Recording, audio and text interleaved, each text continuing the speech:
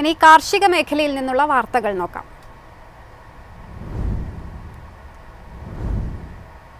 വേനൽക്കാല കൃഷിക്കായി വളം ലഭ്യത ഉറപ്പാക്കാൻ ഇന്ത്യ, റഷ്യ, ബെലാറസ്, മൊറോക്കോ എന്നീ രാജ്യങ്ങളിൽ നിന്ന് കൂടുതൽ ഇറക്കുമതി ചെയ്യാൻ ഇന്ത്യ ചർച്ചകൾ ആരംഭിച്ചു.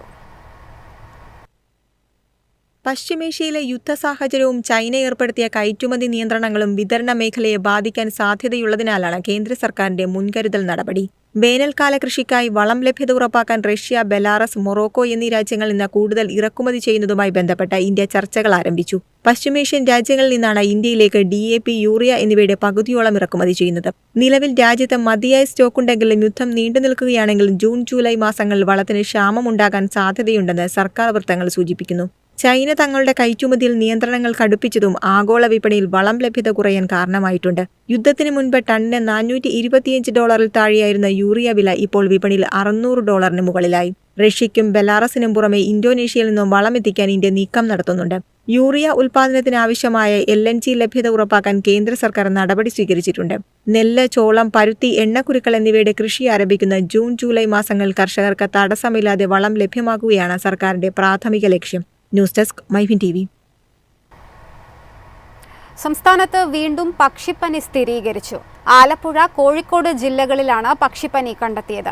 ജാഗ്രതാ നടപടികൾ സ്വീകരിച്ചതായി അധികൃതർ അറിയിച്ചു. ആലപ്പുഴയിലെ മുഹമ്മ പഞ്ചായത്ത് 7-ാം വാർഡിലെ ഒരു വീട്ടിലെ കോഴികളിലാണ് പക്ഷിപ്പനി സ്ഥിരീകരിച്ചത്. ഇവിടെ 23 കോഴികളുണ്ടായിരുന്നത് പക്ഷിപ്പനി ലക്ഷണങ്ങളോടെ ചത്തതിനെ തുടർന്ന് തിരുവല്ല മഞ്ഞാടിയിലെ പക്ഷിരോഗനിർണയ ലാബിൽ പ്രാഥമിക പരിശോധന നടത്തിയിരുന്നു. തുടർന്ന് ഭോപ്പാലിലെ അതിസുരക്ഷാ പക്ഷി പരിശോധന നിർണായക ലാബിലെ പരിശോധനയിലാണ് രോഗം സ്ഥിരീകരിച്ചത്. പക്ഷിപ്പനി സ്ഥിരീകരിച്ചതിന് 1 കിലോമീറ്റർ ചുറ്റളവിലുള്ള വാർഡുകളിൽ ശാസ്ത്രീയമായ കൊന്നൊടുക്കൽ നടത്തണം. ഈ പ്രദേശത്ത് 5000-ലധികം പക്ഷികളുണ്ട്. ജില്ലയിൽ ഫെബ്രുവരി തുടക്കത്തിലാണ് ഇതിനു മുൻപ് പക്ഷിപ്പനി സ്ഥിരീകരിച്ചത്. 1.5 മാസത്തോളം പുതിയ കേസുകൾ ഇല്ലാതിരുന്നതിനാൽ പക്ഷിപ്പനി അവസാനിച്ചെന്ന് കരുതിയിരിക്കെയാണ് വീണ്ടും രോഗം സ്ഥിരീകരിക്കുന്നത്.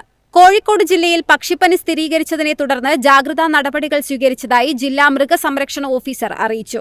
പനങ്ങാട്, ഒളവണ്ണ, കക്കോടി, പെരുമണ്ണ പഞ്ചായത്തുകളിലും കോഴിക്കോട് കോർപ്പറേഷനിലെ 3 വാർഡുകളിലുമായി കോഴി, താറാവ്, കാക്ക, പരുന്ത്, ചെമ്പോത്ത് എന്നിവയിലാണ് രോഗം കണ്ടെത്തിയത്.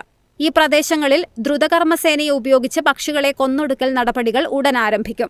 പക്ഷിപ്പനി സ്ഥിരീകരിച്ച സാഹചര്യത്തിൽ പ്രദേശത്ത് പക്ഷികളെ വളർത്തുന്നതിനും ഇറച്ചിക്കും നിരോധനം ഏർപ്പെടുത്തേണ്ടി വരും.